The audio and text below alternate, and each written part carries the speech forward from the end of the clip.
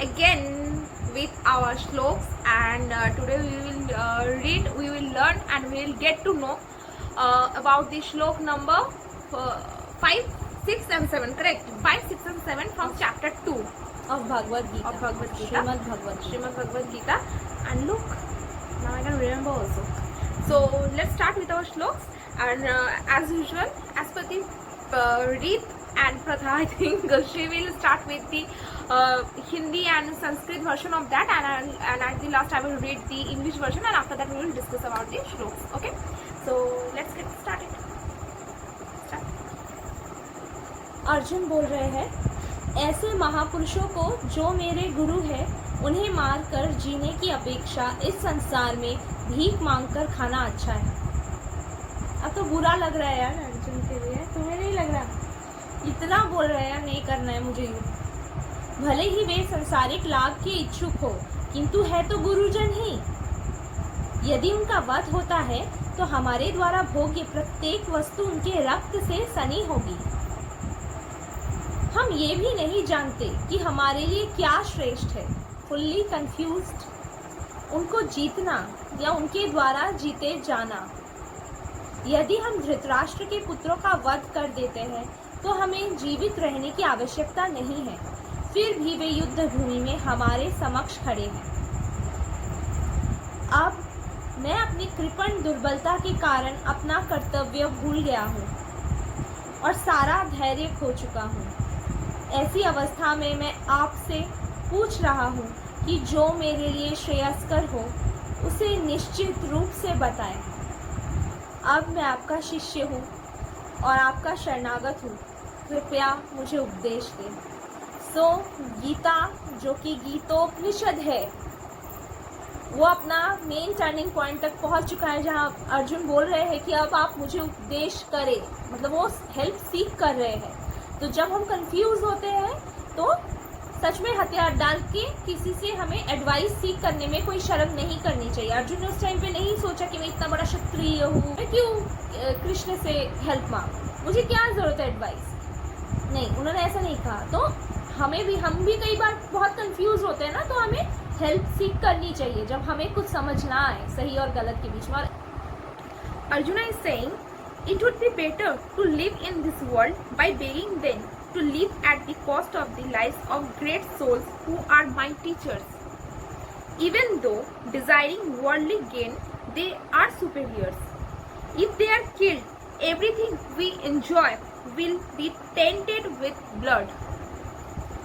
In shlok number 6, he is saying, nor do we know which is better, conquering them or being conquered by them. If we kill the sons of Dhritarashtra, we should not care to live. Yet they are now standing before us on the battlefield.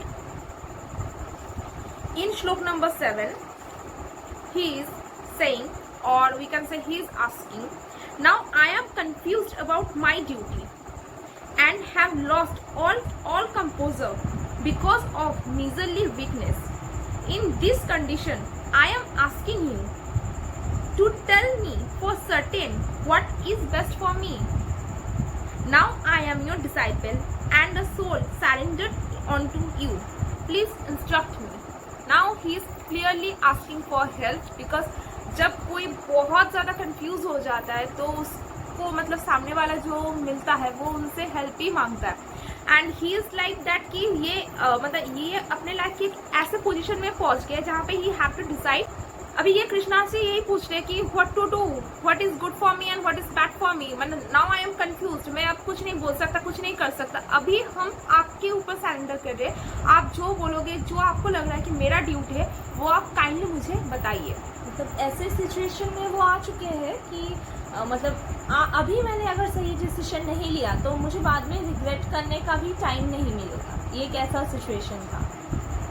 हाँ, life में कभी कभी मतलब ऐसा हो जाता है ना कि हम लोग बहुत ज़्यादा कंफ्यूज हो जाते हैं। मतलब व्हाट टू टेक ऐसे डिसीजन, मतलब हमें लेने का मतलब कुछ होता ही नहीं है। तब हम लोग डेफिनेटली जिन्हें हम टीचर मानते हैं या फिर जिन्हें हम मानते हैं ना कि हमें वे दिखाएंगे, तो उन्हें ट्रस्ट करके हम बोलते हैं ना कि आप मुझे बताइए कि क्या करना चाहिए। Arjuna is really very lucky कि उन्हें एकदम मिल गए कृष्ण एडवाइस सीख करने के लिए, ठीक है। लेकिन हम लोग को हमारी जनरेशन में हम रिकॉग्नाइज ही नहीं कर सकते हैं कि कौन सही एडवाइस दे रहा है, कौन गलत एडवाइस, क्योंकि आजकल हर एक इंसान एडवाइजर है। क्योंकि हम एक बात मतलब नहीं, यहाँ पे हम एक बात तो बताना वहाँ पे चाहते भी, हैं। हाँ। मतलब जब हम लोग कंफ्यूज हो जाते हैं ना, आई थिंक सबसे अच्छा आपको आंसर कौन दे सकता है, ये मेरे लिए है कि मतलब आई नो बहुत लोगों के लिए होगा। I think when we get too much confused, the best answer will give by us only. आप कभी भी मतलब अपने आप से अगर क्वेश्चन पूछोगे ना, तो वो कभी हम लोग कभी हमको मतलब खुद को ना गलत आंसर कभी नहीं देते। हाँ, करते कुछ अलग ही है, आंसर देने के बाद भी हम लोग को लगता है नहीं आई थिंक मैं कुछ गलत सोच रही हूँ, ये कंफ्यूजन है। बट अगर शांत होकर कभी अपने आप से भी पूछो, क्योंकि आई थिंक हर एक में ही is surviving, Krishna is there. Actually Bhagavad Gita सुनाने के बाद भी अर्जुन का ही डिसीजन था युद्ध करने, और कहीं ना कहीं वो भी इसका आंसर जानते थे कि मैं युद्ध करूंगा ही, लेकिन वो होता है ना क्षणिक, वो आ गया था। जैसे वो स्टेज परफॉर्मेंस के पहले हम लोग कैसे 2 मिनट्स नर्वस हो जाते हैं, नहीं हम परफॉर्मेंस नहीं करेंगे, ठीक है। तो वहाँ पे जब थोड़ा सा कृष्णा ने भगवत गीता के थ्रू हम तो कहेंगे कि स्ट्रेंथ दे दिया, लेकिन एक्चुअली आंसर्स रहते हैं हमारे पास। अभी तो जैसे मैं अभी कुछ पूछ लूँगी, भगवान शायद मुझे साइंस दे देंगे कुछ आंसर, मतलब मुझे कैसे आंसर करेंगे भगवान, खुद तो अब आके मुझे सुना नहीं सकते तो कुछ हमें साइंस दिखाते, लेकिन वो उनसे क्या समझना है, भले वो अपने मुंह से बोले या कुछ साइंस दे, वो मेरे अंदर ही वो आंसर रहता है, मुझे बस क्लैरिटी दे दी जाती है। दैट इज आवर चेतना, आई थिंक वो विवेक है। तो उनके कहीं ना कहीं कृष्ण का उपदेश अर्जुन के विवेक से मैच किया उसके बाद, क्योंकि आज भी देखिए हम लोग जैसे कहते हैं ना, हाँ सीक एडवाइस फ्रॉम समवन, लेकिन अगर कोई आपको मतलब गलत एडवाइस भी दे सकता है, लेकिन मतलब वो उसको आप मैचअप करवाइए, एडवाइस को सुनिए, आप तुरंत रिएक्ट मत कीजिए, अपने विवेक के साथ उसे मैचअप करवा के आप एक्शन लीजिए। ऑल दिस श्लोक्स आर रिलेटेड टू आवर मतलब ओन लाइफ, मतलब इससे हम लोग बहुत कुछ सीख सकते हैं, अपने आप को बेटरमेंट की तरफ ले जा सकते हैं। आई थिंक मतलब जब हम this is my first time when I am reading Gita, तो मैंने फर्स्ट चैप्टर से जब स्टार्ट किया है, बहुत ऐसा कुछ हमने सीखा है, या फिर by the discussion with her हमने बहुत कुछ जाना है ऐसा कि जो कि हम लोग का रहता है ना कि डेली लाइफ का ये बहुत क्वेश्चन रहता है जो आपको गीता से आंसर मिल जाएगा आई थिंक। और मतलब 2-3 चीज़ें भी है, एक तो अच्छी चीज़ें कहीं से भी सीखनी चाहिए, वो चाहे हमारी स्कूल बुक्स हो, भगवत गीता से अगर आपको कुछ अच्छा सीखने को मिल रहा है तो आपको ऑब्वियसली सीखना चाहिए, ठीक है।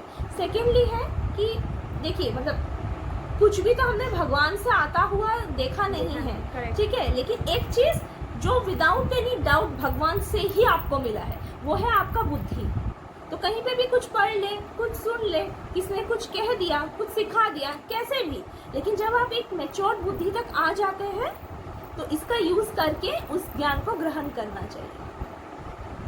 So we get to know about many things today and ऐसे ही हम लोग जानते रहेंगे विद दिस श्लोक, हम लोग ऐसे ही डिस्कस करते रहेंगे।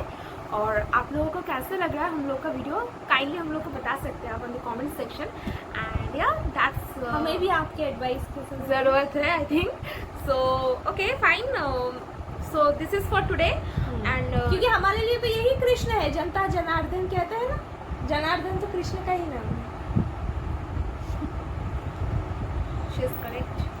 सो बताते रहिए, सुनते रहिए और हम लोग भी लाते रहेंगे ऐसा मतलब contents. So today we think we will end up with this 3 श्लोक्स एंड नेक्स्ट डे हम लोग फ्रॉम श्लोक नंबर 8 हम लोग स्टार्ट करेंगे।